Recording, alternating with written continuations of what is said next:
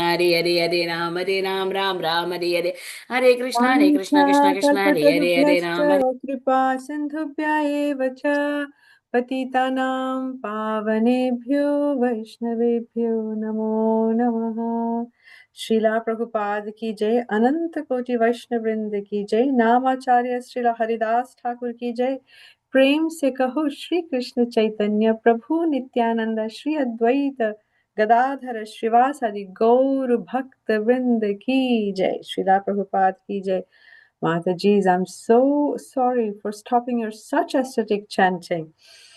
But thank you for joining Bhakti Sangha Japa conference call every day, and thank you for such wonderful chanting, all of you. Without further ado, we'll go ahead and read the 10 offenses to the holy name, which are to be avoided, written by Srila Vyasadeva, and they are taken from Padma Purana. They are as follows. Number 1, to blaspheme the devotee who have dedicated their lives for propagating the holy name of the Lord. 2, to consider the names of demigod like Lord Shiva or Lord Brahma to be equal to or independent of the name of Lord Vishnu. 3, to disobey the orders of the spiritual master. 4, to blaspheme the Vedic scriptures, the scriptures in persons to the Vedic version. 5, to consider the glories of chanting Hare Krishna to be an imagination. 6, to give some interpretations to the holy name of the Lord. 7, to commit sinful activities on the strength of the holy name. 8, to consider the chanting of Hare Krishna as one of the auspicious ritualistic activities which are offered in the Vedas as fruitive activities, karma kanda. 9, to instruct a faithless person about the glories of the holy name. And 10 is to not have complete faith in the chanting of the holy name and to maintain ritual attachments even after understanding so many instructions on this matter. It is also an offense to be inattentive while chanting. Every devotee who claims to be a Vaishnava must guard against these offenses in order to achieve the desired success. Krishna Prema. Hare Krishna devotees, thank you once again for joining Bhakti Sangha Japa conference call. We welcome you all. If you could kindly unmute yourself and announce your name and allow us to welcome you on this platform before we proceed to the next session, which is going to be the Bhagavad Gita. Hare Krishna. Hare Krishna Mataji, Dandavat Pranam, Srila Prabhupada ki jai, Guru Maharaj ki jai. This is Arvind Das from Chicago. Hare Krishna. Hare Krishna, Arvindaksh Prabhuji. Please accept my humble obeisances, Prabhu. All glories to Srila Prabhupada and Guru Maharaj. Thank you so much for joining Bhakti Sangha Japa conference call, Prabhuji. Please keep giving us your association. Hare Krishna. Hare Krishna Mataji, please accept my humble obeisances. All glories to Srila Prabhupada, Shri Guru and Shri Gauranga and all the assembled devotees. This is Yashmati Priya Devidasi from Chicago, Elgin. Hare Krishna, Yashovati Mataji, Dandavat Pranam Mata, Srila Prabhupada ki jai, Guru Maharaj ki jai. Thank you so much every day for joining Bhakti Sangha Japa conference call, and thank you for chanting so beautifully, Mataji. Please keep joining us. Hare Krishna. Hare Krishna.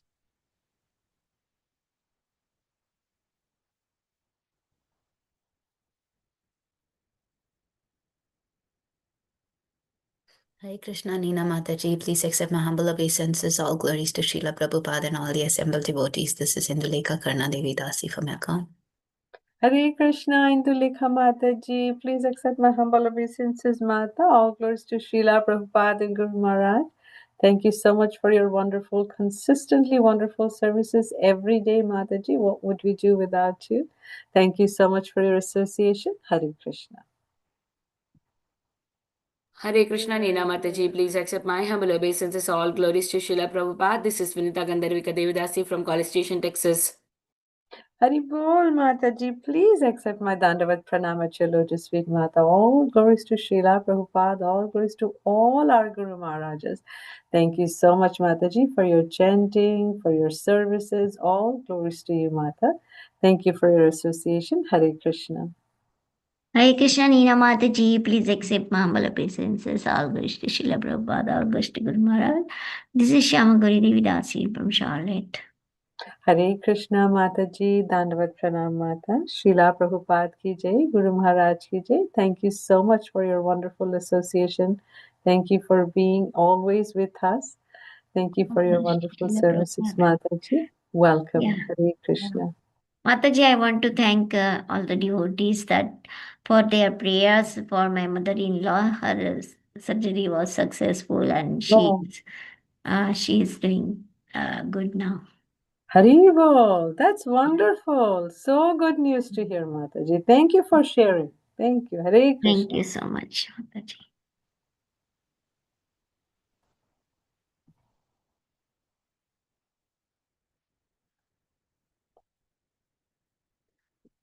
While the devotees are seeking some time to pause, I will go ahead and read a brief bio of His Holiness, of His Grace, Mahabhagavat Prabhuji.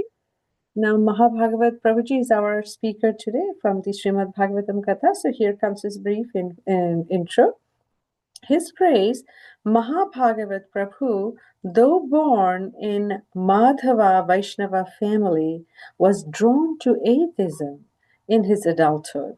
While he started reading Srila Prabhupada's Bhagavad Gita, while he started to read Srila Prabhupada's Bhagavad Gita, as it is, just to find faults in it, this book had a profound impact on his life and clarified a lot of his misunderstandings. He met his spiritual master, His Grace Sriman Sankarshan Das Adhikari, in 2004. But it was only after several years of intense discourses and answers to over 600 questions he was initiated in 2011 at ISKCON Austin, Texas, and then received his second initiation in 2013 in ISKCON Kaunas. It's in Lithuania. Today, he extensively preaches from all of Srila Prabhupada's book. His primary services are Sankirtan, book distribution, teaching, mentoring, cooking, and deity worship. He speaks English, Kannada, Marathi, Hindi, and Telugu, and has a basic understanding of Sanskrit and German. He pursued a PhD in machine learning and computational linguistics in Toronto. But this coincided with his increasing interest in bhakti and had to choose between the upteen research papers and the works of Srila Prabhupada. He currently works in the corporate world as a chief technology officer at an insurance company. Haribol, what a wonderful, enthusiastic, and very motivational life intro that we got from His Grace. Prabhuji hasn't yet joined, so devotees, if you want, you can continue to unmute yourself, announce your name, and give me the opportunity to welcome you. Hare Krishna. Hare Krishna Ninda Mataji, please accept my humble obeisances. My humble obeisances to all the assembled devotees. All glories to Srila Prabhupada. This is Sundarangi Radha Devidasi from India. Hare Krishna. Thank you, Hare Mataji. Krishna, Sundarangi Mataji, Dandavat Pranam Mata, Srila Prabhupada ki jai, Guru Maharaj ki jai. Thank you so much for your wonderful association, Mataji. Please keep joining. I noticed that our keynote speaker, His Grace Mahabhagavat Prabhuji, has already joined. Prabhuji, please accept my humble obeisances at your lotus feet. All glories to Srila Prabhupada, all glories to all our Guru Maharaj. Thank you so much for your wonderful association, Prabhu. Whenever you're ready, you can take the call over. Hare Krishna. Hare Krishna. Please accept my respectful obeisances, all of you. Very grateful to be here.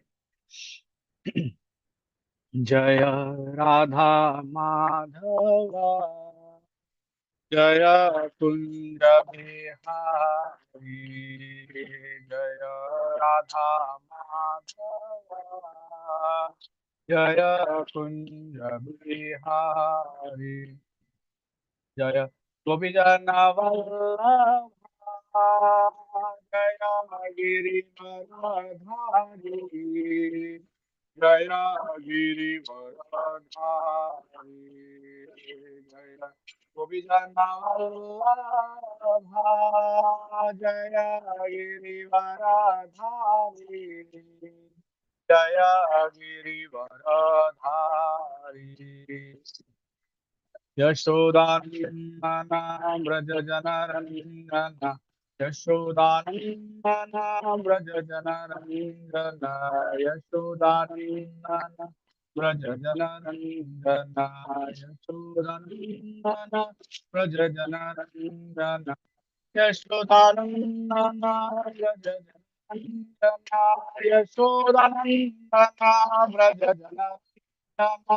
Yamuna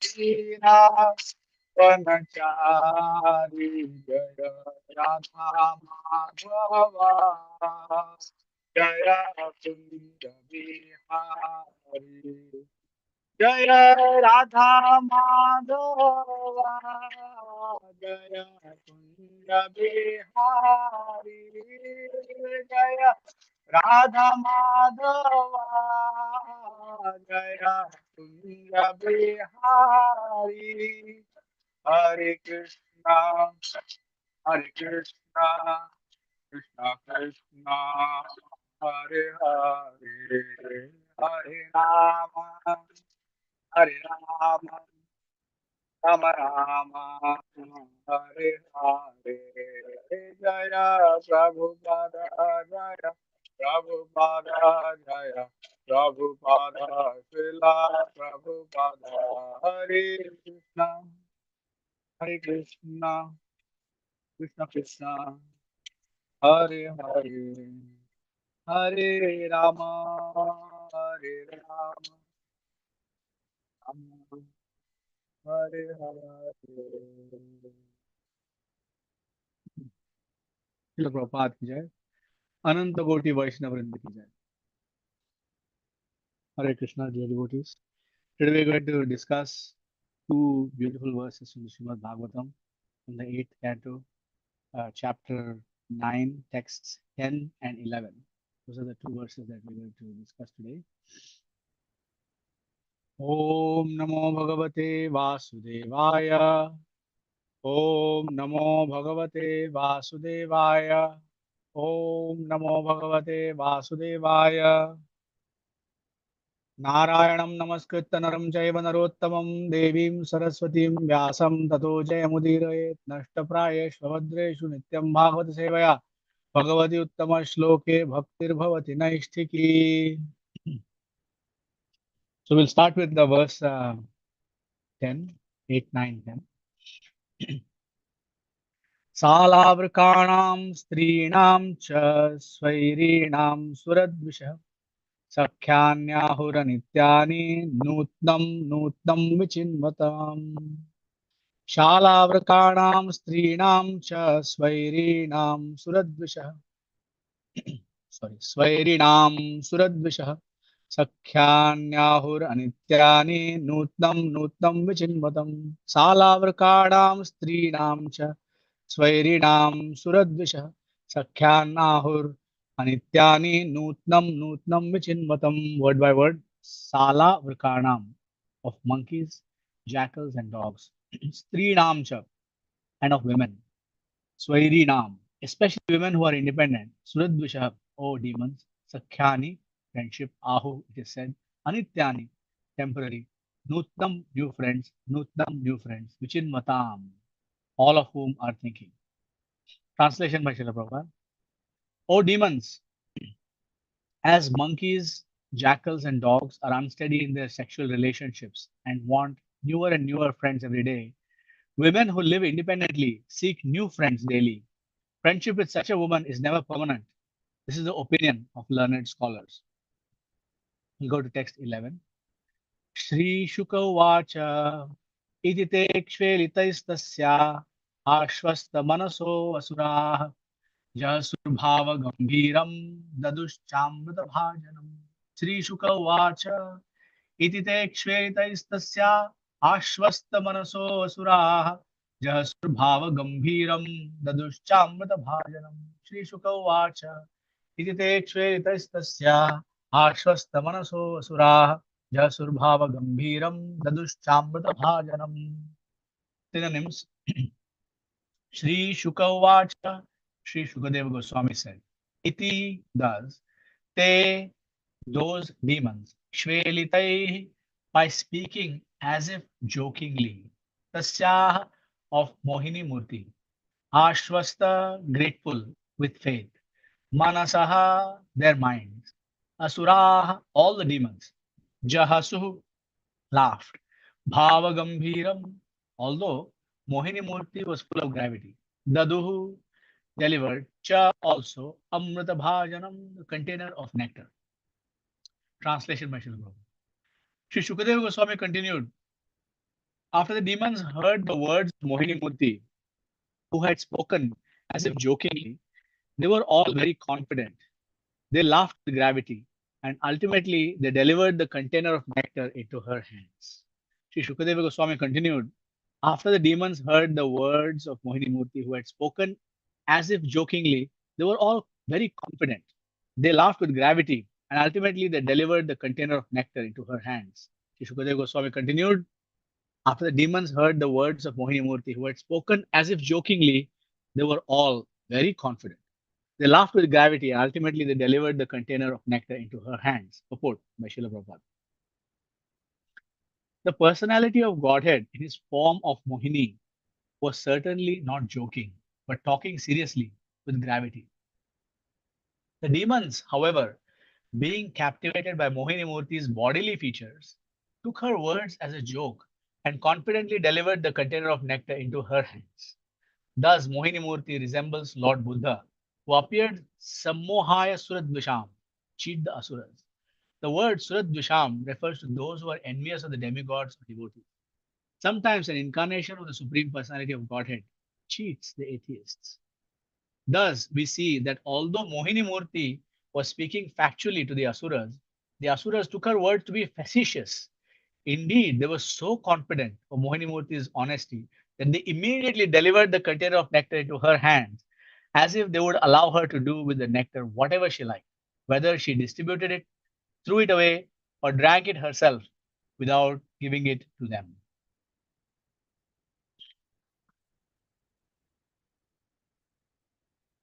ॐ अज्ञानतिमिरान्धस्य ज्ञानाञ्जनशलाकया चक्षुरुन्मीलितं येन तस्मै श्रीगुरवे नमः. I was born in the darkness of ignorance. My spiritual master opened my eyes with the torchlight of knowledge. Vandeham Sri Guru Sri Uttapada Kamalam Sri Gurun Vaishnavamscha Sri Rupam Sagrajatam Sagana Raghunathanvitam Tam Sajivam Sadvaitam Savadhutam Parijana Sahitam Krishna Chaitanya Devam Sri Radha Krishna Padan Sagana Lalita Sri Vishakhanvitamscha हे कृष्ण करुणा सिंधु दीनबंधो जगतपते गोपेश गोपिका कांत राधा कांत नमोस्तुते जयतां सुरतौ पंगोर्मम मंदमतिर्गति मत्सर्वस्वपदाम्बोजौ राधामदन मोहन दिव्यद् बृंदारण्य कल्पद्रुमाध श्रीमद् रत्नागार सिंहासनस्थौ श्रीमद् राधा श्रील गोविंद देवौ प्रेष्ठालि विमानौ स्वरामि श्रीमान् रासरसारंभि वंशिवटतटस्थितः कर्षण्वेणु स्वनैर्गोपी गोपीनाथ श्रेयस्तुनः तप्त कांचन गौरांगी राधे वृंदावनेश्वरी वृषभानुसुते देवी प्रणमामि हरिप्रिये वाञ्छाकल्पतरुभ्यश्च कृपा सिन्धुभ्यः च पतितानां पावनेभ्यो वैष्णवेभ्यो नमो नमः. जय श्री कृष्ण चैतन्य प्रभु नित्यानंद श्री अद्वैत गदाधर शिवासादि गौर भक्तवृंद. हरे Krishna Krishna Krishna Hare Hare Hare Ram Ram Ram Hare Hare. Hare Krishna, dear devotees. Thank you very much for gathering today for this class. I'm very grateful to you for the opportunity to discuss the Srimad Bhagavatam with you. It's a rare opportunity in this world where so many other discussions happen. But thanks to all the wonderful devotees who are behind organizing this Bhakti Samgha Japa group, devotees are gathering together for chanting Hare Krishna Mahamantra, which is the Yuga Dharma of this age, and also discussing the Srimad Bhagavatam and developing some wonderful association together, which is actually changing the destiny of this world. Otherwise, it's a very dark place. We'll start off with a little bit of context, which I like to do so we can get a sense of where we are at. So recall that Indra had insulted Rishi and was cursed to lose all his opulence. And at the same time, the demons um, had pleased their spiritual master, uh, their guru. And so they became very powerful and they defeated the demigods. They and they occupied their positions. So the demigods, being very afflicted by this, reversal of fortune, approached Lord Brahma, who led them to the shores of the ocean of milk, the Shir Sagar. And then they made prayers, beautiful prayers that are in the Bhagavatam.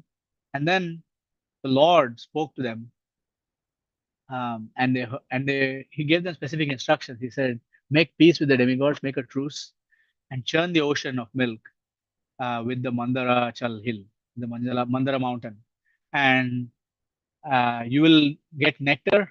And by drinking this nectar, you will become strong and powerful, and therefore, and this in this way, you can regain your lost good fortune." So they listened to his instructions. They picked up the Mandara mountain. They tried to churn. They could not.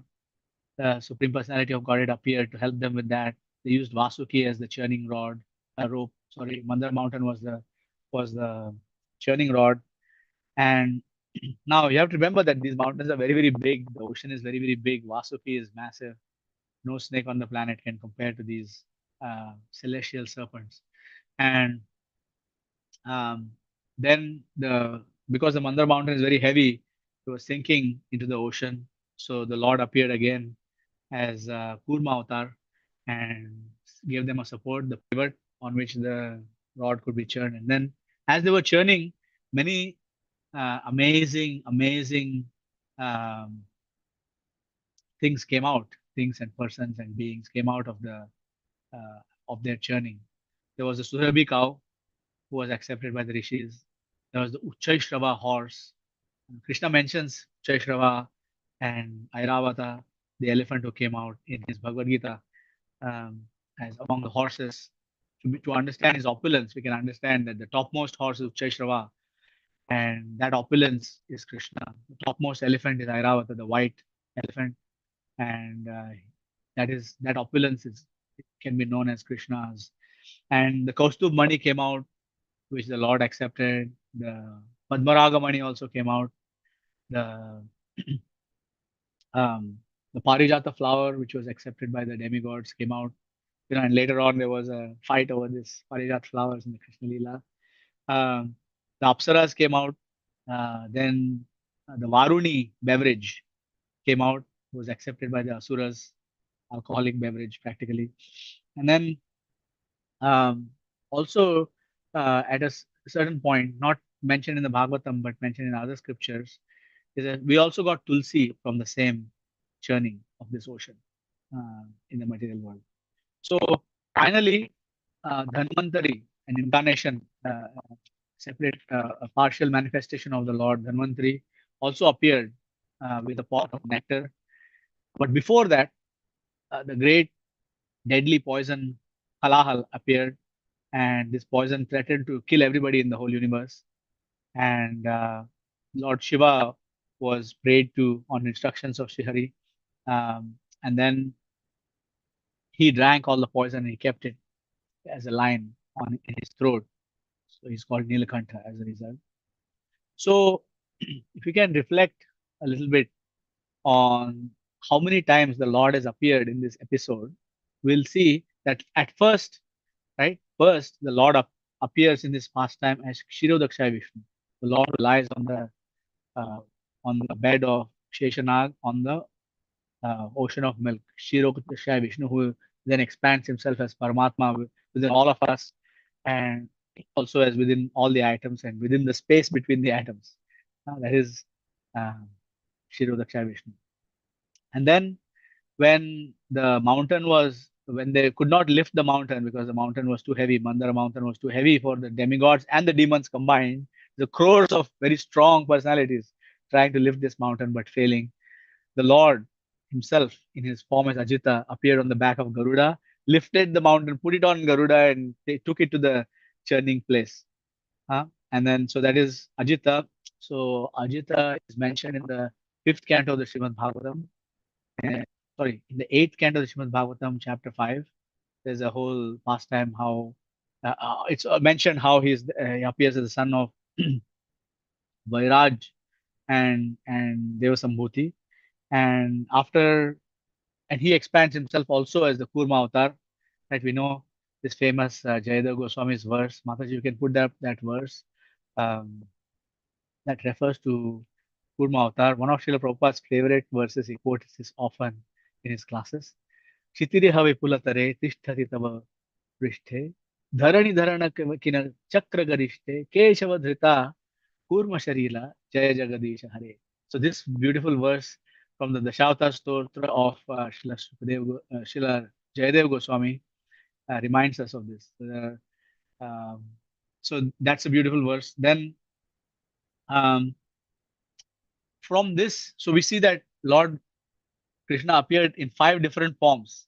As Shirodaksha Vishnu, as Ajita on the back of Garuda, as uh, the um, Kurma avatar, and then he appeared as Dhanvantari, and finally appeared, and as we can see in this particular episode that we are reading right now, as Mohini Murti. So 5 different times. So um, the Srimad Bhagavatam is very, very valuable because Srimad Bhagavatam reminds us of Krishna at every verse. Every verse is connected to Krishna, and Krishna is inside every verse, and Krishna is very, very closely, intimately related with every verse of the Srimad Bhagavatam. Therefore, the Srimad Bhagavatam is Krishna himself. Huh? Uh, I didn't give this verse to you to display, Mataji, but if you can bring it up, I think it will be very, very useful for everybody to meditate on this particular verse. It's on the first canto of the Srimad Bhagavatam, chapter 5, text number 11. 1511. Tadvag visargo janataga viplavo yasmin patishlokam abhavat abhaddavatyapि namani anantasya yashonkitani srinvanti gayanti grinanti sadhavaha. So this particular verse explains, you have to, if you focus on this particular verse, abhaddavati, even if it's irregularly composed, but another meaning of this is that he Krishna is contained, bound up inside the verses of the Srimad Bhagavatam, and the Srimad Bhagavatam bind us to the lotus feet of Sri Krishna. Abhaddhavati api. So you can understand that every verse. So in this pastime alone, we have seen 5 different expansions of Sri Krishna appearing here. So Srimad Bhagavatam is full of descriptions of the transcendental glories of the name, fame, forms, pastimes, etc. Of the whole creation, right? Full of transcendental celeste. And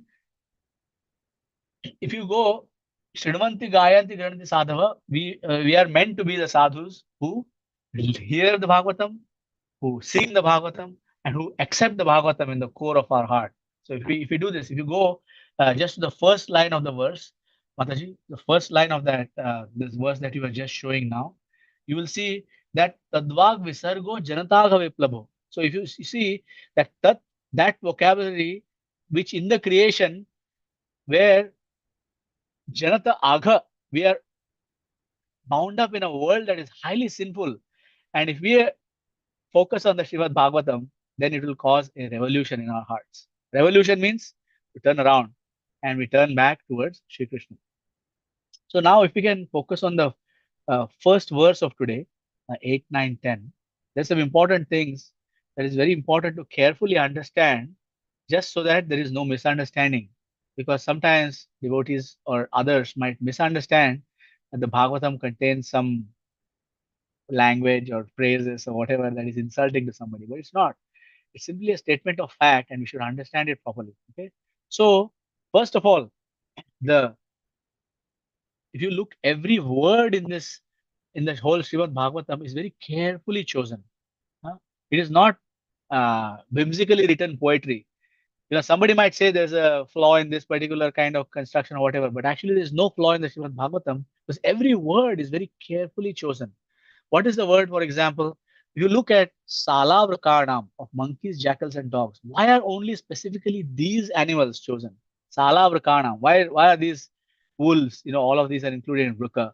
Why are they chosen? Hyenas, coyotes, like all of these different kinds of animals, dog-like animals, are chosen in this particular way. Why are they chosen like that? Because if you look at the quality of the monkey is unsteady. The monkey appears to be renounced, but actually is cheating everybody, isn't it? The monkey is actually very mischievous also. Does all kinds of things. Anybody who has been to Vrindavan understands what a monkey can do, right? So monkey is chosen for this reason. And then dogs are chosen, wolves are chosen, jackals are chosen because they are very cruel in many ways, right? So they are also, for example, you can say that, oh, dogs are loyal. Why are dogs so? But dogs are, you know, it takes a lot in order to make a dog loyal to a particular person, right? Yeah, so in other words, that relationship is very materialistic. It's called, in Hindi, it's called matlabi. You know, a dog is loyal to the person who gives it food, right? So, but human relationships are not meant to be like that. So in other words, the feature of having unsteady relationships is a animal-like feature, and not any kind of animal. Cows are not mentioned, bulls are not mentioned, horses are not mentioned, elephants are not mentioned, right? Dogs, like these kinds of animals, monkeys, jackals, these kinds of wolves, like these kinds of animals are mentioned. So that means unsteadiness in the relationship is an animal quality. So the other thing is that it refers to specific words. Stridam cha swairidam. Stridam means is a person who is in a female body who is not a Vaishnavi. Stri is referred to a person who is not a Vaishnavi. Vaishnavi is in a whole different category. But in general, we see this like happening in the cities, even now smaller towns. We see that the news is full of people with girlfriends and boyfriends and these kinds of stuff. And unscrupulous men also are compared in the Bhagavad Gita, for example. Srila Prabhupada writes in his purport that irresponsible men also cause these kinds of disturbances. So it does not. These are this word refers to ordinary women who are easily moved by a particular attractive quality of a particular man, for example, right? So in this, it says Sakyan ahur anityani nutnam nutnam vichinvitam. So in other words, a person, whether it's a man or woman, is not satisfied to be with one person and build a long-term relationship with that person, at least until death, minimum. He is always searching out for new things. Somebody's hair is this color, somebody's skin color is that color, somebody's muscular, somebody is thin, somebody is not thin. All of these different things, if people are looking for, then those people are no better than animals. And you can see that the society we live in today is actually, the Bhagavatam is saying, no different than animals. And it is to be understood that the Srimad Bhagavatam is actually describing qualities. So in other words, if a person is looking for nutnam nutnam vichinvatam, whether it's a man or a woman, then that man is also acting as a Strinam Svairinam. So it doesn't matter if he is in a male body. He is to be understood. This is the quality. This person is basically an ordinary woman in disguise, or this person is a Svairinam. He is not actually what a man is supposed to be. Not a man. A person who is poor in relationships, you can actually say that Bhagavatam is saying is not a man, right? And it is very, very important and very, very powerful statement. So in this particular case, now if you look at the next verse, okay, the next verse, 11th verse. So let's go to the translation actually. So in the previous verse, for example, Mohini Murthy has said that I am just like a prostitute. Mohini Murthy, Krishna is saying that. So why is that? Why is Krishna saying that? Now, why is Mohini Murthy saying that? Because a prostitute is only connected with a particular client as long as the client is paying, right? So, in other words, the friendly relationship of Mohini Murthy with the demons ended as soon as they delivered the container of nectar into her hands, right? She was interacting with them and being very friendly to them as long as the container was delivered. And after that, it was only cheating. Like she was looking at them with beautiful glances, but the nectar was being given to the demigods and not to the demons. Okay, so that means Krishna is describing a very important quality. So if we meet a person who is only interested in you or anybody else, as long as they get something back from them, and as soon as they don't get anything from them, then that person leaves the relationship, then that person is no better than a prostitute. And it doesn't matter if the person is a man or a woman, it's the quality that is being described in the Srimad Bhagavatam. Okay. So now if you observe this verse, okay, so if you look at this, let's look at the verse just one. Shri Shuka Uvacha Iti Shveltastasya, by speaking as if jokingly. She is speaking, Mohini Murthy is speaking honestly and gravely, never frivolous, because Krishna is never frivolous in these kinds of pastimes. He's only frivolous with the most pure devotees, never frivolous with the non-devotees. Right? Ashwasta manaso asura. But even with the devotees, his so-called frivolousness is also very, very grave, and only the pure devotees can appreciate that, which you can see in the Srimad Bhagavatam in the 10th canto, for example. Ite tasya ashwasta manaso asura. Why, even though Mohini Murthy is speaking the truth and she's saying, I'm going to cheat you, I'm going to take everything from you, even though Mohini Murthy is very, very honest, they are thinking, oh, she must be joking, right? So they're bewildered by how she looks and how she is looking at them, because it's not just the words that are coming out of your mouth, it's all the non-verbal cues that the person who is speaking is also giving. So Mohini Murthy is giving all these non-verbal cues that are feeling that, oh, she's actually our best well-wisher, like that. So in this particular case, it's a common issue in the whole world.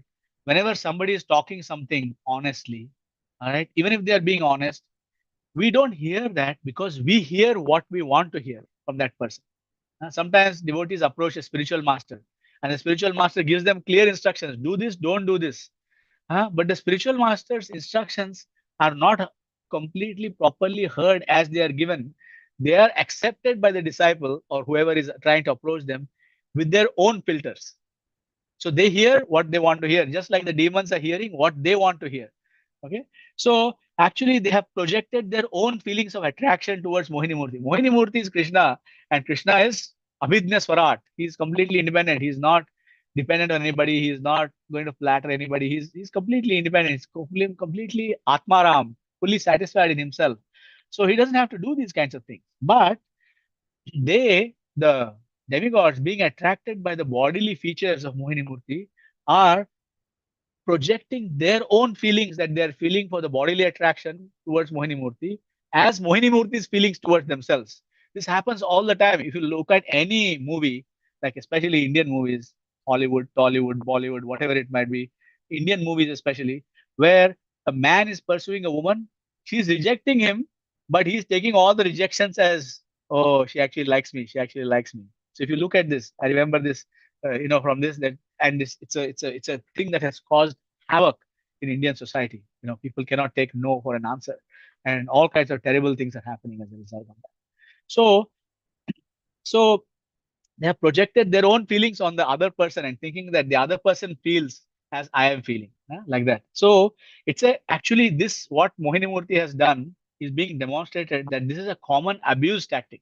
Many abusive individuals actually do this exact same thing. They are very brutal. They're very honest with the person that they are speaking to, but the person is feeling affection.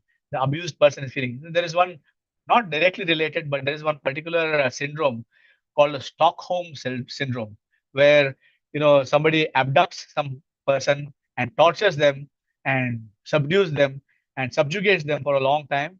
But after they are released, the prisoners of this abductor actually develop feelings of affection. They refuse to testify. They refuse to say that this person has abused me, even though they were abducted. They were actually kidnapped by the kidnapper. So this is called the Stockholm syndrome. It's not quite exactly the same thing that is happening here, but I'm just mentioning that such psychological things are happening in this world. So you can see how multi-layered the Srimad Bhagavatam is. The Srimad Bhagavatam, every word of the Srimad Bhagavatam is very, very significant and very, very um, very, very important. Okay. So, and this, another point here is that for us, it's important to not to get distracted by the looks or fine speech or flattery of somebody. You should always try to remain balanced and grave and see, okay, what does this person want from me? Right? The demons were not in that mood. Of course, nobody can. Nobody can be undefeated by the Supreme Personality of Godhead. And Srila Prabhupada uses in the purport, he says, Lord Buddha, he compares Mohini Murthy to Lord Buddha. This is a very significant thing, and it's a very important thing. Why we respect Lord Buddha, but we don't follow him. So in the again in the Dashavatar Stotra by Srila Jayadeva Goswami, there's a particular verse for Lord Buddha. So it is basically, it goes, Nindasi yajna vidher ahaha shruti jatam. The 9th verse. Sadaya hridaya darshita pashu ghatam keshavadrita buddha sharira jaya jagadishare. So because he was very disappointed and very sad with the what was being used as excuse for animal slaughter, wide scale animal slaughter.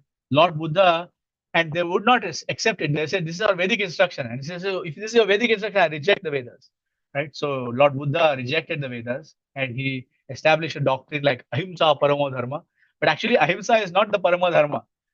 Ahimsa is not the Parama Dharma. The Parama Dharma is Krishna consciousness.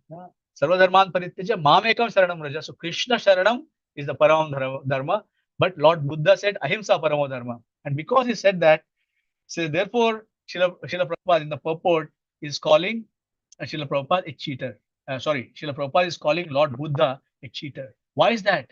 He's calling him a cheater because he cheated the asuras, cheated the non-devotees, cheated the people who are claiming to be Vedic followers, Sanatan Dharmis, but they were actually just meat eaters, right? They were so so.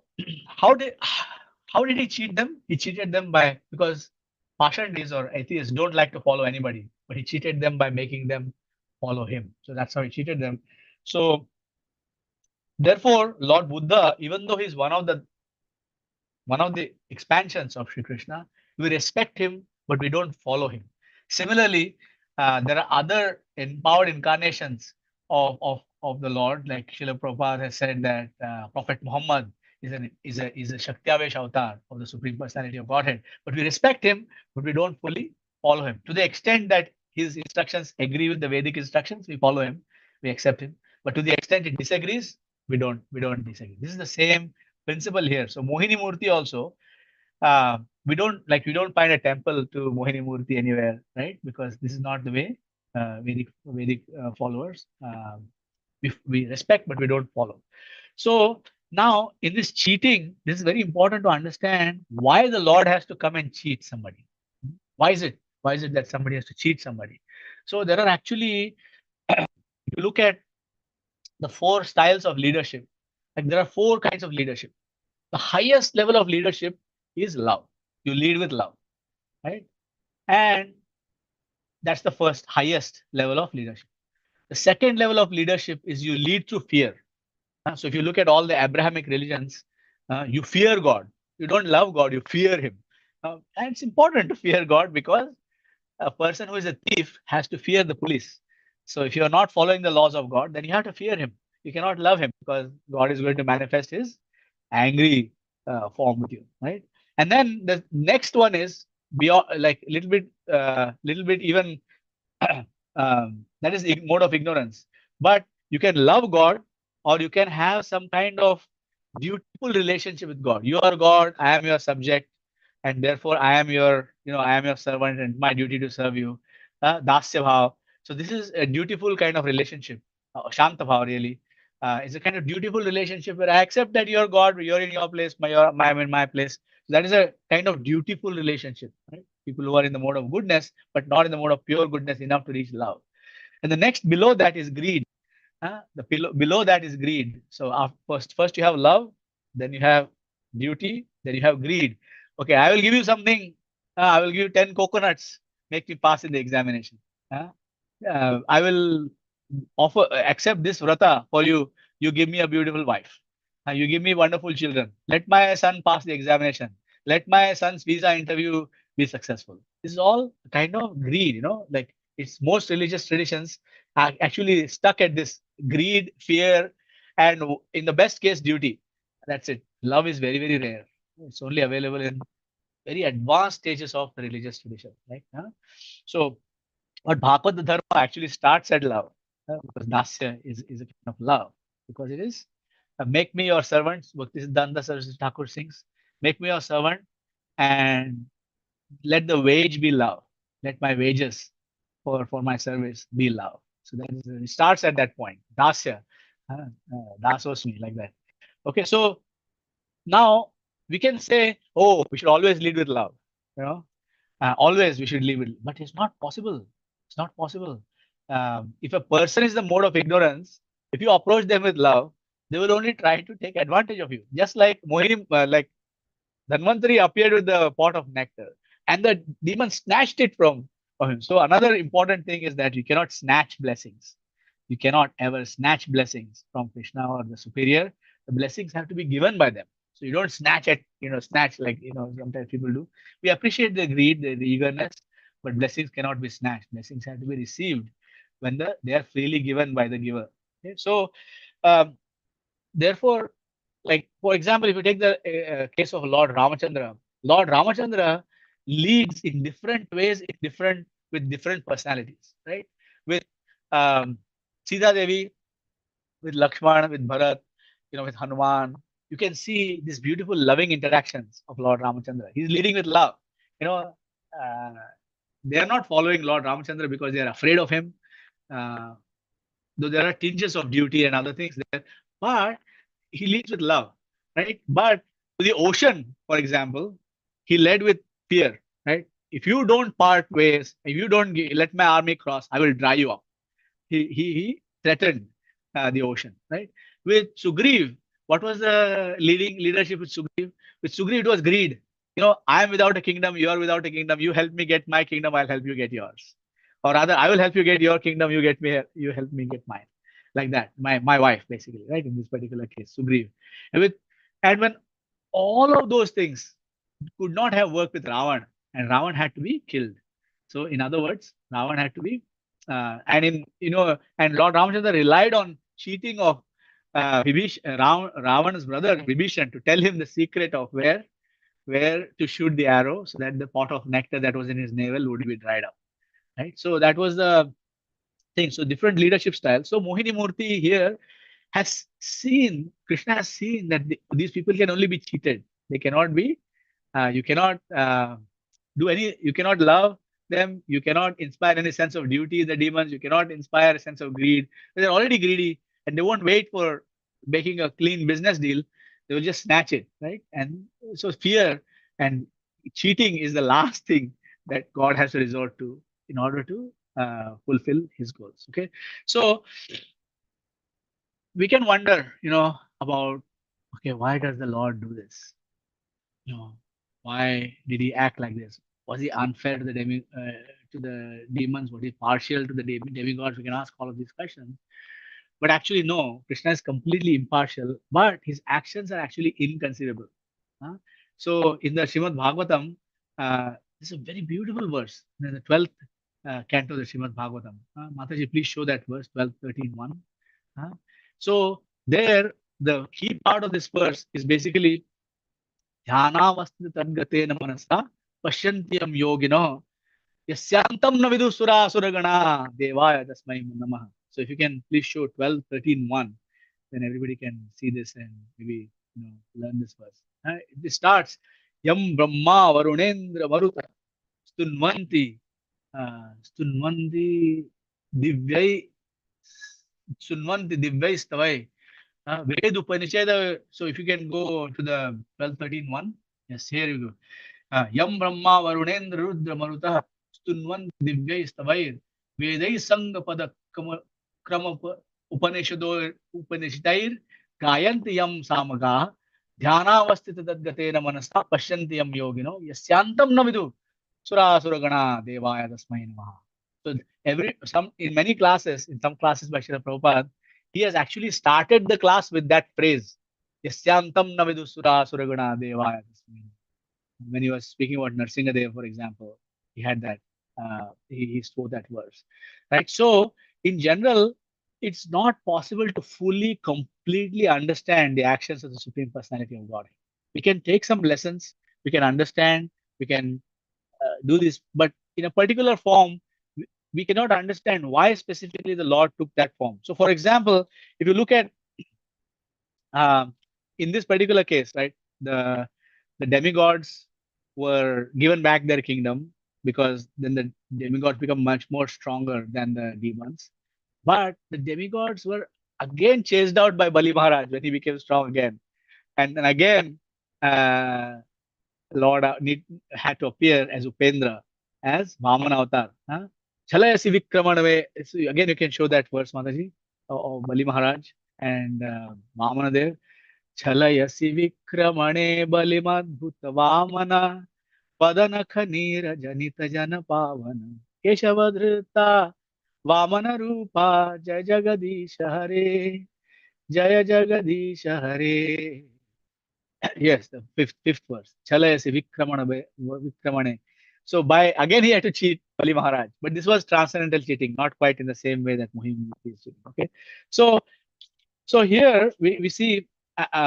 Let's look at this verse now. Let's go back to the um, past time where Lord Shiva is very much interested in seeing that form of Mohini Murti that bewildered the demons. Because Lord Shiva, he is a great devotee and he is never satiated by hearing about the pastimes of the Lord. And because he has direct access to the Lord, sometimes he will ask him for specific benedictions. So Lord Shiva, in that verse, Mataji 8, 12, 15, I think this is a very beautiful verse where the Lord actually admits something. Right. So if you can please show 12, 8, 12, 15, that will actually so here, Sri Bhagavan Vacha. See, Bhagavan Vacha means the same level of uh, transcendence as the Bhagavad Gita or the Uddhava Gita or anything. Because Sri Bhagavan Vacha, Kautuhalaya Daityanam Yoshidvesho Mayadata Pashyata Surakaryani Gate Piyusha Bhajani. The Supreme Personality of Godhead said, when the demons took away the jug of nectar, I assumed the form of a beautiful woman to bewilder them by directly cheating them and thus to act in the interest of the demigod. Why? Because they are dependent on Krishna. So the demigods are surrendered to the Supreme Personality of Godhead. They are fully accepting his instructions. Whereas the demons are antagonistic towards those who are surrendered. So in other words, if we see that a person is surrendered, pure devotee or a very advanced devotee, etc., and if we are antagonistic towards them, then we are no better than demons. This is another important thing for us to understand, because Krishna always acts in the interest of those who are surrendered to him. And if we are against those people who are surrendered to Krishna, then it's not very good for us. Okay, so ultimately, however, the thing that binds us into this material world is very clearly described in the Srimad Bhagavatam again in 558. Please show that verse, Mataji. Pumsastriya Mithuni, that one.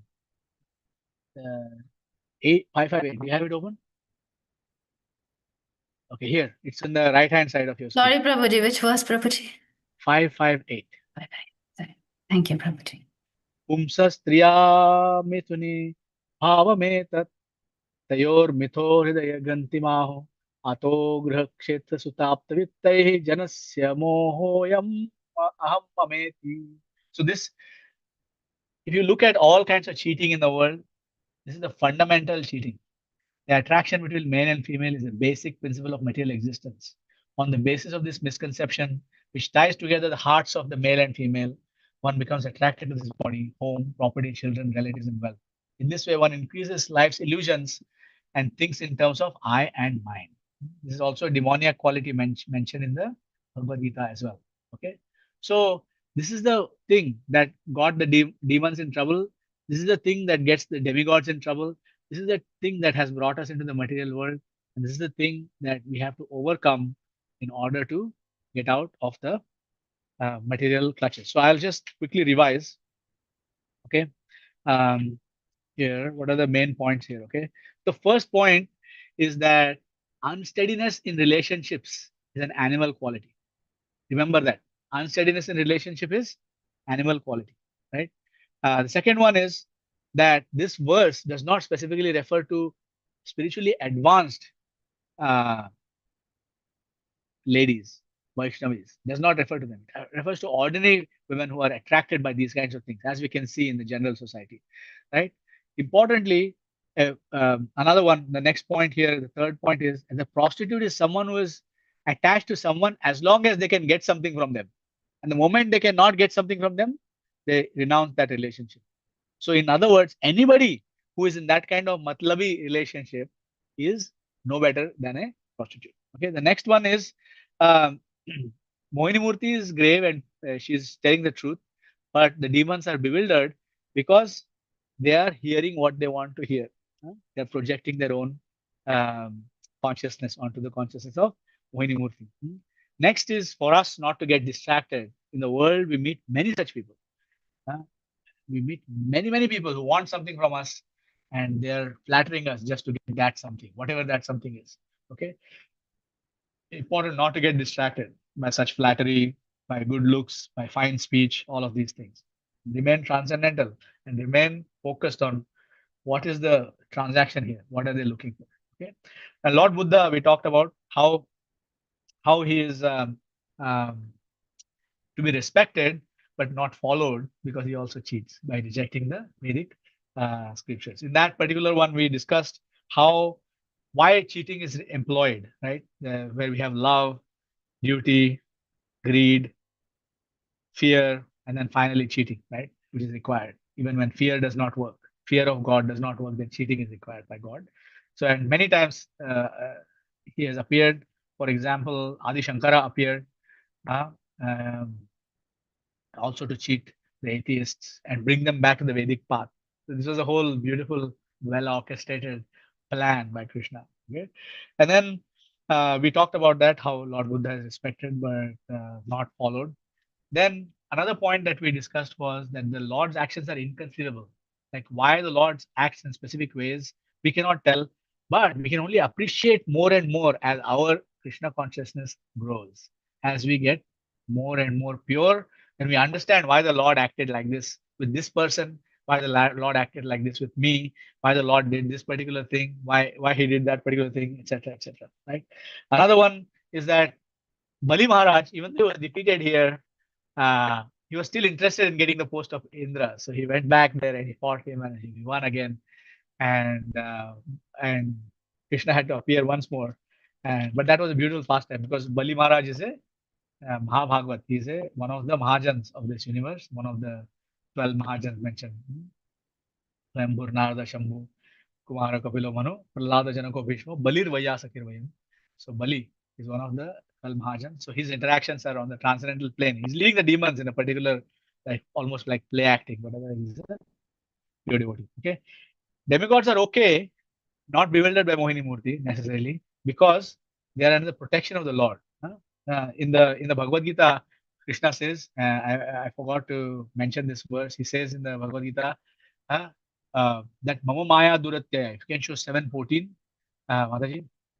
Daivi Hesha Gunamayi, Mama Maya Duratyaya, Mameva Ya Prapadante, Maya Metam Tarantite. Person who surrenders to me, that person is the person who can pass over the Maya. So Vishnu Maya can be overcome only by Vishnu Kripa. So those who are surrendered to me can easily cross beyond it. So only by surrender we can go further, and we can transform our external consciousness. The demons were in external consciousness. We can go into internal consciousness simply by getting into that mood of surrender. Athapite deva padambhajatvaya prasadaleshanugrahita evahi janati tattvam bhagavan mahimnam. You cannot understand or appreciate the Supreme Personality of Godhead without getting a tinge of the Lord's mercy, which only comes by surrender. Sarvadharman parityaja mamekam sharanam bhaja. Okay, so that's it. We talked also about how the sex attraction, the attraction between male and female, is the thing that causes us to remain bound up. So this kind of verses usually elicit some different kinds of questions. So I welcome your questions and I will seek to answer them. If I cannot, I can follow up with you afterwards. Okay, so please go ahead. Reflections, questions. Hare concerns. Krishna, Prabhuji, thank Hare you so Krishna. much for your wonderful, beautiful class. It's so nice and you summarized it so well. Devotees, please don't hesitate to raise your hand, unmute yourself, and pose your questions while we have Prabhuji here.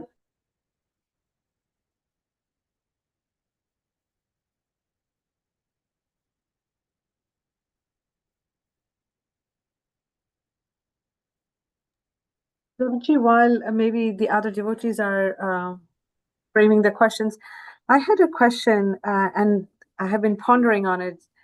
Thank you so much for explaining the Mohini Murti, the thing of Lord Buddha, and also bringing up the topic of Bali Maharaj. Now, Bali Maharaj, as you mentioned, he was a Mahabhagavat, but he was in Sutala planet. Yeah, he was not less than Indra, right? So I'm wondering, but Sutala planet is... He was sent to Sutal afterwards. Sent to Sutala afterwards, yeah. afterwards. So Sutala is like it's not like a heavenly planet, but it's like a lower planetary system. However, what kind of people would go there? Sutala is actually a heavenly planet, but it's a subterranean heavenly planet. In other words, the enjoyments of Sutala are not necessarily in the mode of goodness. They're in the mode of passion and ignorance. In other words, they're fleeting. Enjoyment in the mode of goodness is very long lasting, and it's like if somebody studies very hard, which is kind of mix of passion and goodness, but they stick with the plan, for example, then they will enjoy a career in which they can leverage the fact that they have that particular qualification, right? Somebody works very hard to become a doctor, right? Then they will leverage that for a long time. Whereas if somebody is in the mode of passion and ignorance, then they might say, forget about studying, I'm going to party tonight. And then that person will definitely enjoy. There's some enjoyment there. But next morning when the exam comes, the person will be in great stress, and the person will not enjoy the kind of long enjoyment that the person who worked hard for the exam did. The typical example is the tortoise and the hare, right? So the hare was very fast, very talented, went and enjoyed, took his nap in the middle, which was enjoyable for sure, like take a nap like that, but lost the race. Whereas the tortoise kept going, and he had the pleasure of beating the hare, who was a much faster animal than him, at the race. So the enjoyment in the Sutala planet is not satisfying in that regard, because it's very fleeting. It's very, like, for example, there is no sunlight down there. All the light comes from the jewels on the heads of the serpents or the other jewels that they have there. So it's like, if you imagine the enjoyment of being, let's say, in the foothills of the Himalayas, there's a particular kind of enjoyment. Let's say you're in Rishikesh or something. There's a particular kind of enjoyment there. And compare that enjoyment, to being inside the sunless Las Vegas.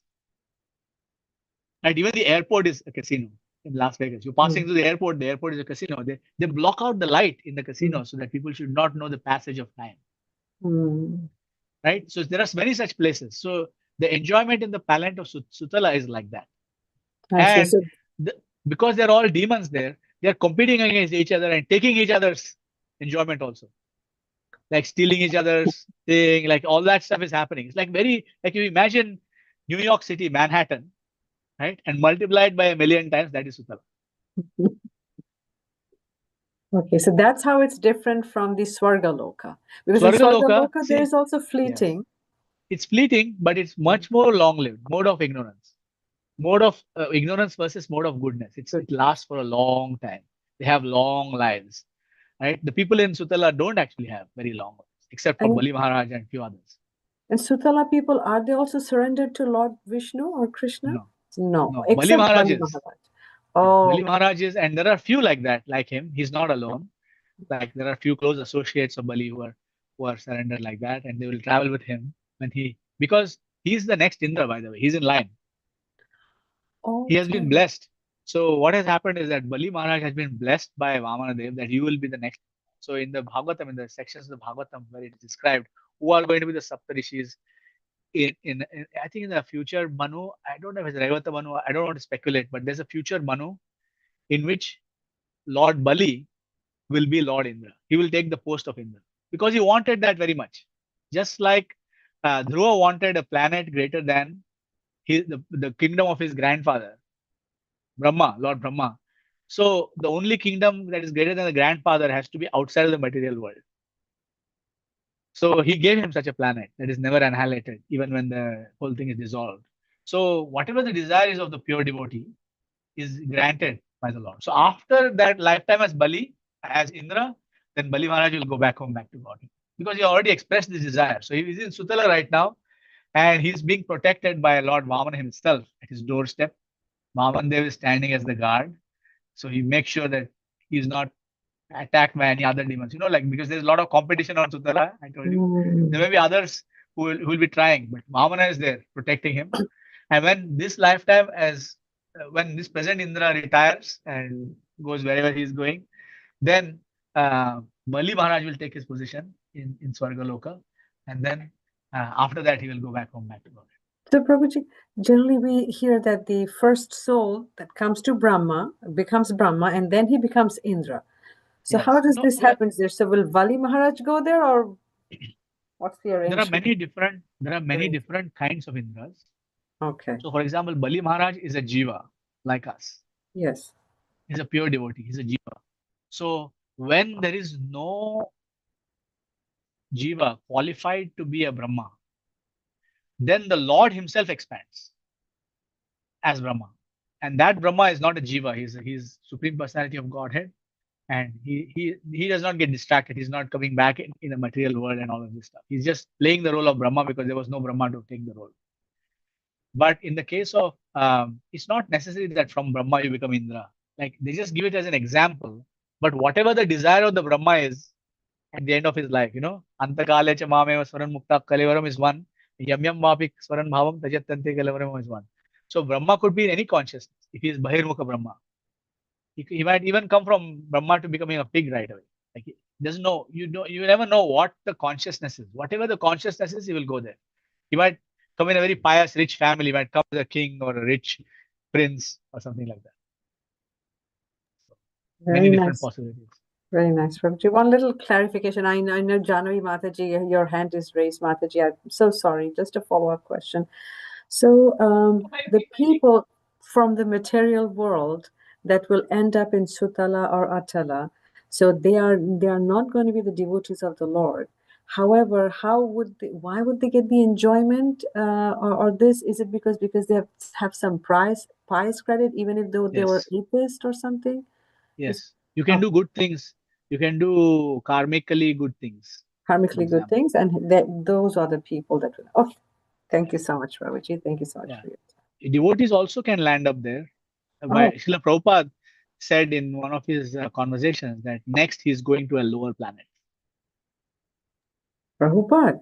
Yes, he said that, and I'm going to preach in the lower planets. Oh, that's voluntary though, because he's taking that Yes, up for him. yes, yes. So devotees can, and all of Srila Prabhupada's disciples aspire to follow him. So it's possible that many of our spiritual masters will land up in one of those planets, and they will transform that planet, liberate people from there, make them into devotees. This will continue. World after world, universe after universe, Prabhupada's party will go here and there. How wonderful. How wonderful. Thank you so much, Prabhuji, for Thank you. such enlightening class. It was so brilliant. Thank you, Prabhuji. Janavi Mataji, please go ahead. Okay, thank you so much, Mataji. One moment. My video. Okay, perfect. Sometimes my video doesn't go on. Hare Krishna Prabhu, all glories to you. Thank you so much. Thank you for giving me the opportunity to be in your association. Couple of comments. One, thank you so much because yesterday my audio wasn't working, so you answered my question already regarding the usage of prostitute, because I was having a reaction to that, because I was asking yesterday, why does it always, when we're reading like purports, it always begins with what seems to be the woman's weakness? It never begins with, men are aggressive, so therefore they need to be the protector. It seems sort of like women are vulnerable and and they're prostituted and be cheated. So it always begins like the weakness of a woman. But I think I got your point with this lecture. So thank you for that. Just one more thing that I wanted to add, just to avoid any further misunderstandings on that. Like these are all like different. Think about it. We are all spirit souls, right? We are all spirit souls, but we are wearing different clothes right now. So I am wearing the body of a man, and you are wearing the body of a woman. Right. So this cloth, just like if you're wearing a heavy winter jacket, it's going to keep you warm or make you hot, depending on what the outside weather is. Right? If you're wearing some light cotton outfit, for example, then it's going to either make you cold if it's cold outside, or keep you cool if you're in the heat. Right? So the way the Bhagavatam mentions this is, it simply mentions the characteristics of a particular body.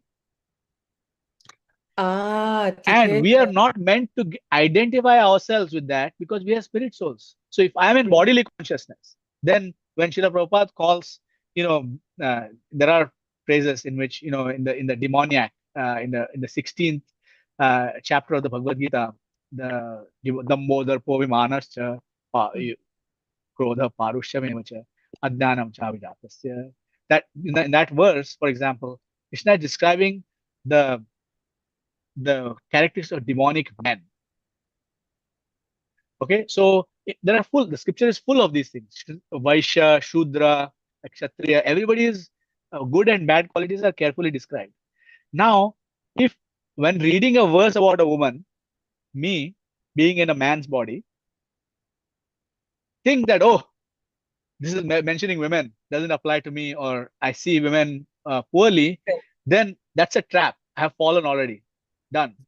And if a woman, while reading something about the qualities of a woman, think that, oh, Prabhupada, what is this Bhagavatam? This is not friendly towards, what is this going on here? If they start feeling like that, then first of all, we should understand, if a man feels smug, then he's in bodily consciousness. And if a woman feels offended, then she's also in bodily consciousness. Yep. Because it is simply a description of the facts, of reality, of the way the universal creation is. And there's no way to mention it without kind of diluting the actual knowledge. So that is the purpose. So when women read this, they should not think that this is referring to me. They should say that this is referring to the particular clothes that I'm wearing right now, like winter coat or cotton clothes. Right. Wow, Prabhu. That's because, I had the initial reaction, but then I also thought like, okay, well, Prabhupada's practicality and kindness and generosity and compassion to women devotees is evident. So, and I'm thinking, I know if I say this purport to a girlfriend of mine, I would get the same reaction. How do I counter there? So you just provided the counter. So I think we have to be careful. So we are discussing all of this stuff in the Bhagavatam class. So everybody who is here is advanced to some extent.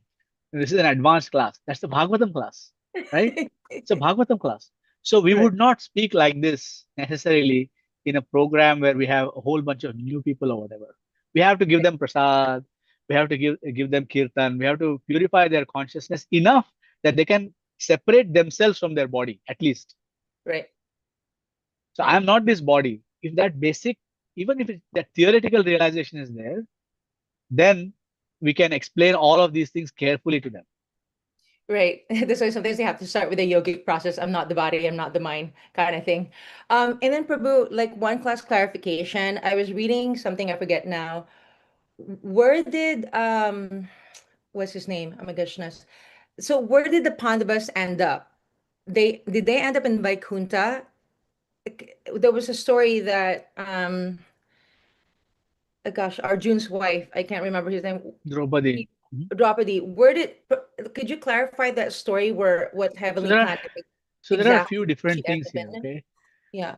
So first of all, the Pandavas are eternal associates of the Lord. Okay. So wherever the Lord is manifesting his pastimes, they travel with him. So they are part of his entourage. The eternal associates, right? So Draupadi is eternal associate of Krishna. Arjuna is eternal associate of Krishna. Yudhishthir, Bhim, Nakul, Sahadev, Kunti, all of them are eternal associates of Krishna. So they travel wherever the Lord is going. So that's a fact. However, in the Mahabharata, there is a description of how they went through different kinds of hellish reactions. And then they landed up in the heavenly realm. It's a temporary thing because the dharma of being a Kshatriya is still fulfilled by them.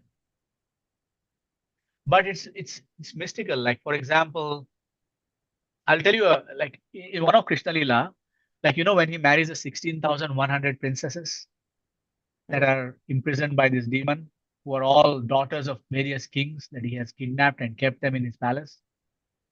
And when he kills that demon, Narakasura, and when he liberates all those girls, they say, where can we go? We are destitute.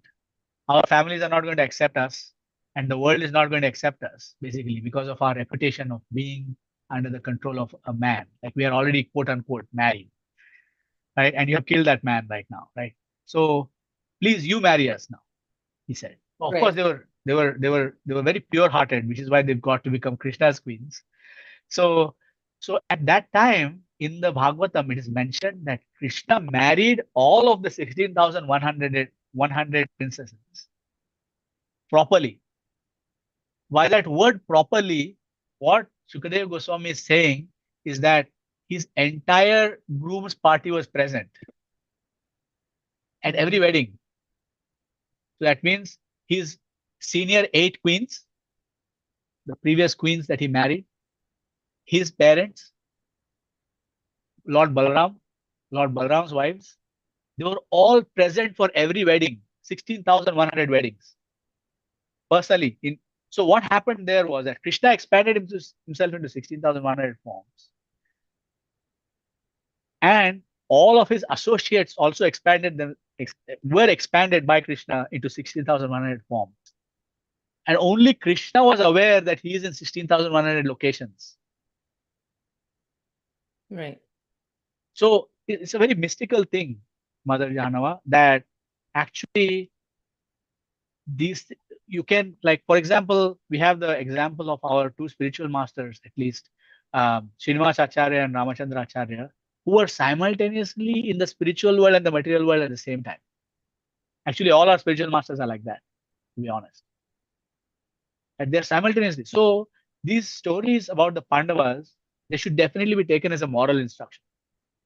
Oh, okay. But they should not be taken as a judgment of their character or their, like there are different people who look at these pastimes. Like there are materialistic people who read the Mahabharata with a kind of academic viewpoint or whatever. And then they say, well, this is what is written here. This is what it means. So and so died in such and such a way. Right. But there is beyond the academic aspect of it, there's a transcendental aspect of it because they are pure devotees. That's right. Yeah. So that is inconceivable again. We cannot understand that. Yeah, okay. Thank you for the clarification, Prabhu, because when I read it, I was like, oh, why did because I thought they were eternal associates of Lord Krishna. Why did it end up here? So it kind of created a philosophical dissonance in my brain. But yeah, it's a great question, actually. It's a very beautiful question. And we should be very careful about who we are reading from, which is why. Right. Like there are many Vaishnavas who explain the Mahabharata, and there are non-Vaishnavas who explain the Mahabharata. Right. The Vaishnavas, whether they are from our Sampradaya or from the Sri Sampradaya or any other Sampradaya, they will explain the Mahabharata in a consistent, transcendental way. Right. But the non-Vaishnavas, they have no understanding, so they will just write whatever they have. Right. Prabhu, thank you so much for your association and for the wonderful and practical answers. I appreciate you. Hare Krishna. Hare Krishna, Mother Janama. Hare Krishna.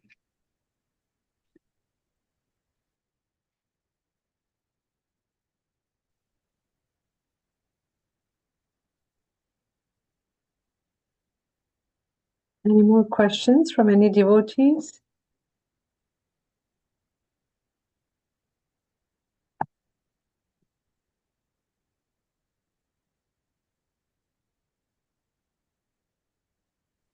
Hare Krishna Prabhuji, please accept my humble obeisances. All glories to Srila Prabhupada. Thank you so much, Prabhuji. Very, very wonderful class. Very nice, nicely you explain about how the Lord cheated in each and every incarnation and how that cheating also is very glorious. Thank you so much, Prabhuji. Thank you, Mother Shamavori. Srinivas Prabhu. Hare Krishna Prabhuji, Dandat Pranam. Yeah, thank you. Thank you so much, Prabhuji, for this nectarian class. Prabhuji, just now you just mentioned about our spiritual masters. They simultaneously exist in both in spiritual world as well as in material world. So can you please elaborate it, Prabhuji, like how they exist simultaneously at Shri both the places? Radhika Madhavayor Par Madhurya Leela Gunarupa Namna Pratikshana Swadana Lolupasya Vande Guru Shri Charanarvindam. And then Nikunjayu. If you look at those verses from the Vashtakam, which we sing every morning, you will see that they actually point us to how the spiritual master is present in the pastimes of Sri Radha Krishna. You're right. Nikunja yuno ratikeli siddhai. Tatrati dakshat ativallavasya.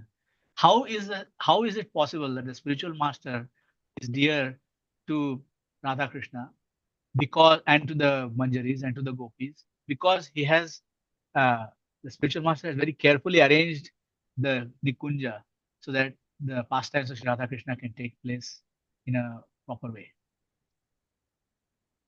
So what that means is that I will tell you from a philosophical perspective first. Just give me 1 second.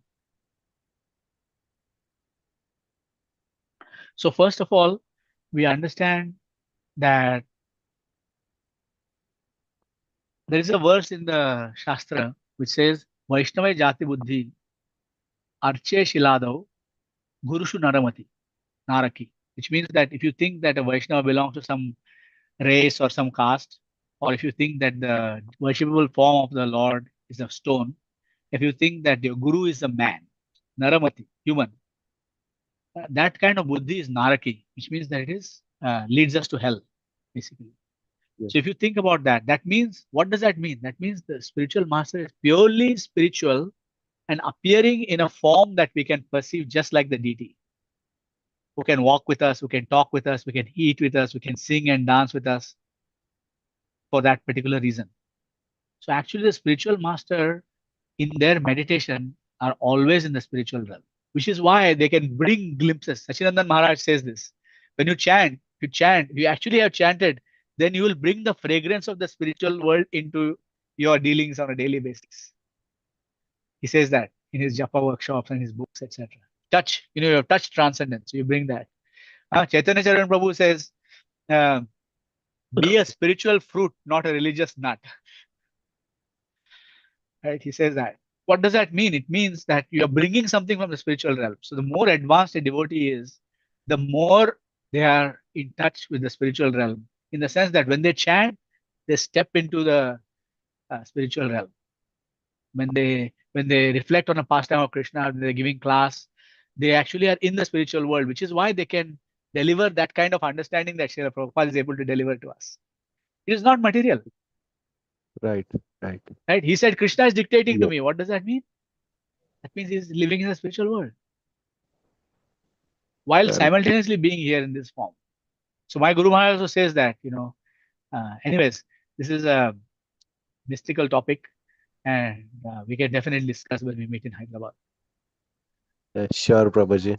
Thank you. Hare Thank you so much, Prabhuji, for this Hare wonderful answer. Thanks again. Hare Krishna, Hare Krishna. Hare Prabhuji, Krishna. just a follow-up question on Srinivas Prabhuji's thing. So, when we read a lot of scientific items and projects, and it's very clearly mentioned that we parallelly exist in several different universes at the same time, because it's not like one universe. There are several universes, right? And we are parallelly existing in those. I mean, they also prove with some material thing, like when you make a change in a coil on one side, it also affects on the other side. I'm trying to relate, because how do we understand that? I mean, The I don't know about the scientists. See, they're mostly speculating. yeah. And it's like you can say a random thing, and because they know so much and they have the ability to express it in very beautiful words or formulas or what have you, it's hard for anybody to refute them. But Srila Prabhupada refuted them all the time. He said, like, what do they know? What do they know? In other words, that these kinds of things are not understandable from a material standpoint. So in order to understand this, we have to move into spiritual standpoint. And Srila Prabhupada answered this, what appears to be rudely, and I have also received such answers from many spiritual masters, is that you qualify yourself to see Krishna face to face and go and ask him. What does that mean? It in the argumentative sense, it means, okay, you don't know the answer, so you're giving me this cop out. But actually, it's not that. They actually want us to purify ourselves enough so that all this becomes crystal clear to us. So it'll be revealed to us. It's like it's given to us. So the mantras that we chant, the Hare Krishna Mahamantra, for those devotees who are twice initiated, the Gayatri Mantra, are actually our gateways to this higher spiritual dimension. When we chant these mantras properly, just like Gopakumar did, then we reach higher and higher levels of consciousness until we reach the spiritual level while being here. Possible. Very nice. Thank you so much. There was a Thank you. hand raised by one of the devotees here. Did Yes, we just Purna miss Prakash you? Gaura Prabhu. Maybe Prabhuji had the same question from us. Correct, Prabhuji. Please go ahead. Please accept my humble obeisances. All goes to Yes, sir. Srila Fine, Prabhu. Direction, Prabhuji. ಚೆನ್ನಾಗಿದ್ದೀರಾ? Super, Prabhuji. Thank you. Thank you very much. Hare Krishna. Yeah, I'm following you, Prabhuji. Yeah, always your class is wonderful. We can learn actually practical. It's really very close to practicality. We can learn a lot of things in your classes. But for some reason today, actually, yeah, I joined little late, but definitely I'll go through the YouTube. Thank you very much. And I have I don't have any doubts with respect to scripture and all other things. So somebody asked questions for me, so probably I'm not sure whether I'm right or not. So that's I wanted to ask you, Prabhuji. Krishna is actually is a Swayam Bhagavan. Yete Chamsa Kalapumsa. Krishnastu Bhagavan Swayam in Srimad Bhagavatam, third chapter, it explains. Yeah, Krishna Swayam, he will descend himself to the Atil planet in Dwapara Yuga. Did not appear for other yugas, like different incarnations, is amshas, like plenary portions descended for particular reason, like Lord Narasimha came for only, protect Prahlad Maharaj. And then Varaha came and different incarnations came for different purpose only. So you can serve the particular purpose of it. But Krishna comes with a multiple packages to possess, say so many things, right? He came for not for one purpose. So just why Krishna comes for only Dwapar Yuga? Why can't come for any other yugas? So that is why can't Kali Yuga? Why can't in Satya Yuga or any other yugas? So there was a Well, he question came is in actually Kali Yuga asked also. me, but so He came in Kali Yuga also. he came in Kali Yuga. Chaitanya Mahaprabhu. Yes, he's Krishna himself. Yeah, correct. But he comes. So the idea here is that there are many ways of looking at this. So in a particular age, such as Satya Yuga, for example, the people are receptive to a particular incarnation of Krishna because that is their mood. In different ages and in different planets and different pastimes, etc. So Krishna has appeared. So actually, people sometimes also ask the question, why did Krishna not appear in the Western countries? So actually, Krishna appeared in the Western countries as the form of his Shaktavesh avatars. He empowered specific jivas with a portion of his energy. So Srila Prabhupada and Srila Bhaktisiddhanta Saraswati Thakur, Srila Bhaktivinoda Thakur, all of our acharyas have accepted and agreed that both Lord Jesus Christ and Prophet Muhammad are Shaktavesh avatar of Krishna. So Krishna appeared, but the people in those places were so behind in terms of their spiritual understanding that if Krishna personally comes, it's kind of rasabhas. It's like they don't know how to deal with him. They don't know how to interact with him. It's like, why would you go to a place where you're not welcome? Like, you go to a place where you're welcome. There are many people, like, you go into a particular gathering and you see that I'm not welcome here or I'm not wanted here, whatever. Or you might get that feeling even if that intent is not there sometimes. It's not an inclusive. Because let's say somebody is speaking in a particular language that you don't know. Everybody is speaking in the same language. Like, you walk into a room like full of Russians and they're all speaking Russian and you're standing there, but they're speaking to each other in Russian. Same thing can happen with Hindi, can happen with Punjabi, Gujarati. Now they might just be so eager to speak in their natural language that they are used to, that they don't mean to exclude you, but you feel excluded. So in that gathering, if it's a Russian Sangha, why would you go there? You don't understand anything that's going on there, right? So similarly, Krishna goes wherever people are ready for him. And in the Dwapar Yuga specifically, there are many different conditions that happen at that time, which he creates, by the way. His Yogamaya potency creates, that just are ripe for his presence.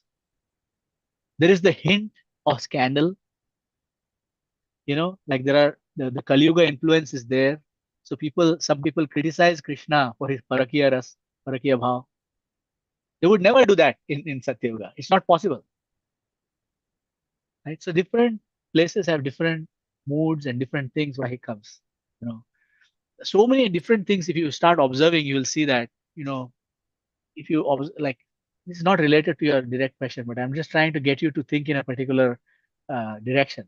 Like if you think about Sri Krishna Janmashtami, you observe the moon on that night. The moon is full on the left-hand side, right? Whereas Radhashtami, the moon is full on the right-hand side.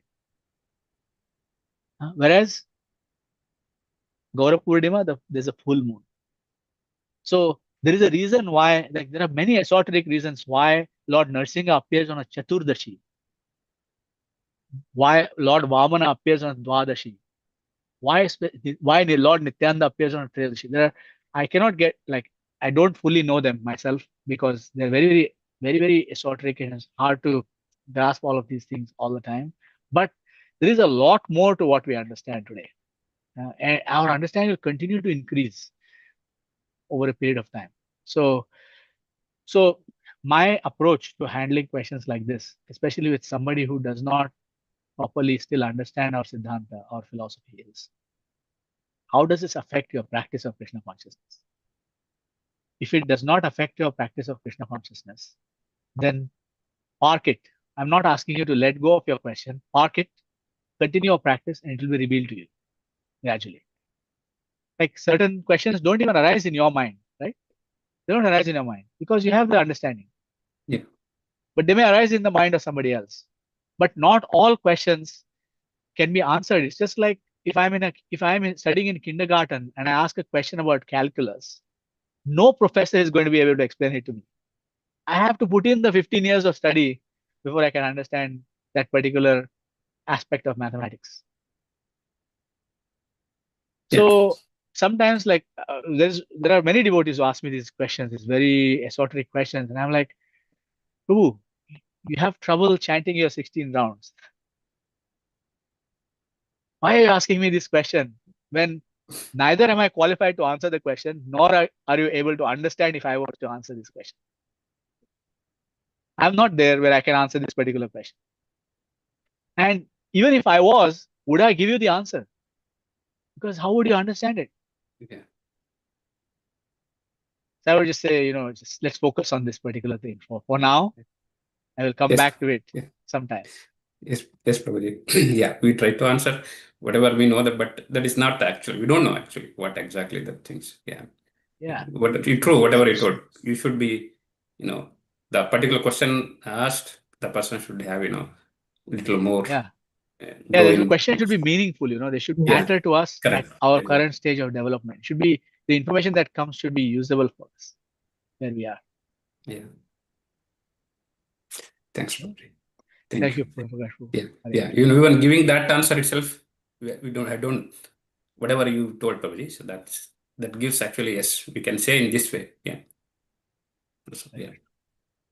Thank you so much, Prabhuji. What a brilliant class, Prabhu. Thank you so much for your wonderful association. Devotees, if there are no further questions. Oh, we have Sindhu, Prabhu. Would you like to go ahead? Hare Krishna, Mataji. I don't know, Prabhuji, is it okay with you? Do you have time to take one more question or you have to go? You let us know. Okay. I'm okay. Hare Krishna, Mataji. Yes, please. Thank you so much for giving me this opportunity. Hare Krishna, Prabhu. Can you hear me, Prabhu? It's a little bit faint, but I can hear you, yes. Sorry, Prabhu. Sorry. I had no question. I just wanted to thank you for a very, very wonderful, brilliant class. The answer that you gave about the women and the body thing, right? I always contemplated on that, and I thought I was too much to think like that when people were discussing women's characters and men's characters, because Prabhupada's first thing that he says in self-realization is, first thing you need to understand is that you're not your body. So whether I'm an ant or a cockroach or a human being, it doesn't matter. Then why does it matter whether I'm a woman or a man? But there are some customs, there are some rules, and we just have to stay within those boundaries to perform our bhakti. That's what I always understood. That's a good understanding. Yeah, I never got into that realm or discussion or thought process, because Prabhupada said you're not your body. So that's the bottom line, right? I went with that understanding, but I never opened up myself to tell anybody this, because I thought maybe they'll think it is too much what I'm thinking. So thank you for clarifying that, Prabhu. It actually hit the nail on the head for me when you said the same thing. So I was, and many things that you spoke about today about chanting and how, these elevated devotees are actually in the realm of spirituality, and they bring that down for our understanding. Sometimes that was very, very beautiful, Prabhu. And it is so true. Just because I'm not experiencing it, sometimes I think it's not there, but it is actually there. It is my ignorance and my anarthas which is stopping me from experiencing that. So it's That's very true. far-fetched. My spiritual master tells me that all the time.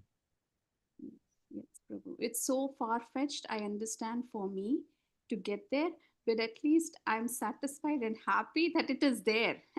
Someday when I reach there, it is there. Yeah, brilliant. Please keep going. Like every moment is an adventure. Krishna says, I am adventure. Jayosmi, Vivasayosmi. He's adventure. He's victory. So in devotional service, there is victory at every step. The more surrendered we are, the more victory there is, which is contradictory from a materialistic viewpoint, but that's how it works. And that's the aspiration that we have. Thank you, Prabhu. Thank you. Thank you so much. It was a very, very motivating class. It was very enlightening, and you brought back. Sometimes in spirituality, we fall down, right? I mean, the enthusiasm falls down. Classes like yours, it actually pulls us back to be more enthusiastic in bhakti. Thank you, Prabhu. Thank you so much. Thank you. Hare Krishna. Glad I was able to serve you. Thank you, Matajis and Prabhujis. Thank you all for your association. We will offer our obeisances to Prabhu. Vanchakalpatarubhyascha Kalpatarubhyascha kripasinubhyascha कृपासिन्धु patitanam भैवच पतितानां पावनेभ्यो वैष्णवेभ्यो नमो नमः। वृंद की जय Jai. Radhe Radhe We'll end the call now. Hare Krishna. Yeah. Thank you Thank you so so much, much. Prabhuji. Prabhu. Thank you for